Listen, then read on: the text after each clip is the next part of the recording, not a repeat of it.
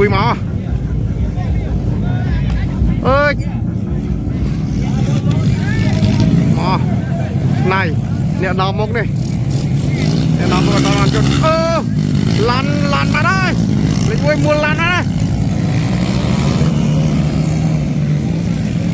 đây này thì miền tây Việt Nam đánh rồi ha chơi gọi sang ly sang ly giam han điện đo mực nói điện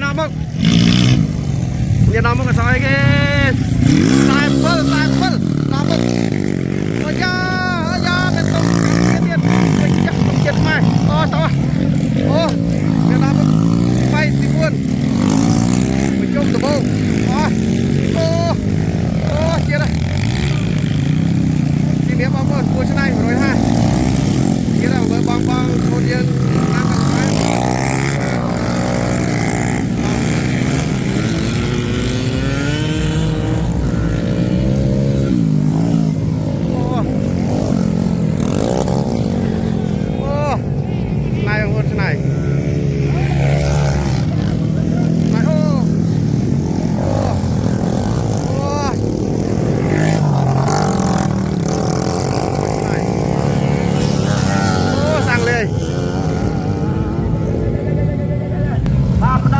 năm vui nào nó được chưa? Đây mà cái lư mấy nhở? Nó đã nó lên tí đã. Em một đây. Lên bay lên tí bay. Một chơi này lên bay lên buôn. Vàng với nhảy vàng với mắt này. Đi băng lên sao băng lên sao? Băng lên sao?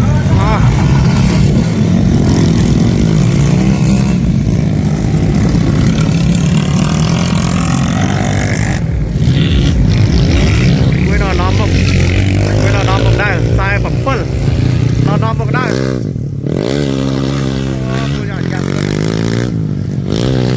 mai đi pi nó một đợt đang này đi pi này nó một đây chốt ba đi pi là ba đây lính bay lính buôn lính đuôi ở đây này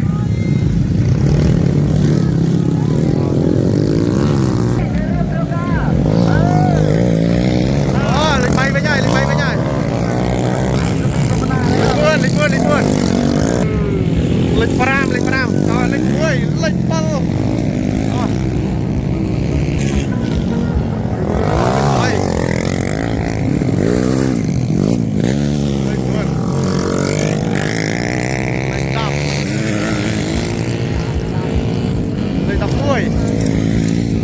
đây là đây là phi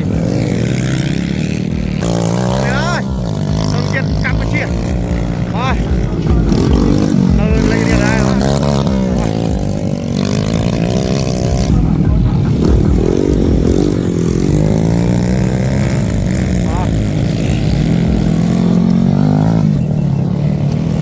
đây lên má lên vui bây giờ và mình lịch vui bạn lịch vui đây đi mấy lịch vui sai một quá là nó cho lịch phi bây giờ cho nào sai lịch phi bây giờ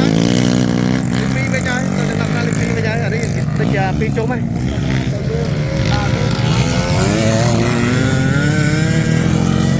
lịch bay lên riêng phi bay lịch bay bên kia phi trốn lịch vui mà đòn mà đây lịch vui lâu lịch vui trốn phi nó ra lịch phi bây giờ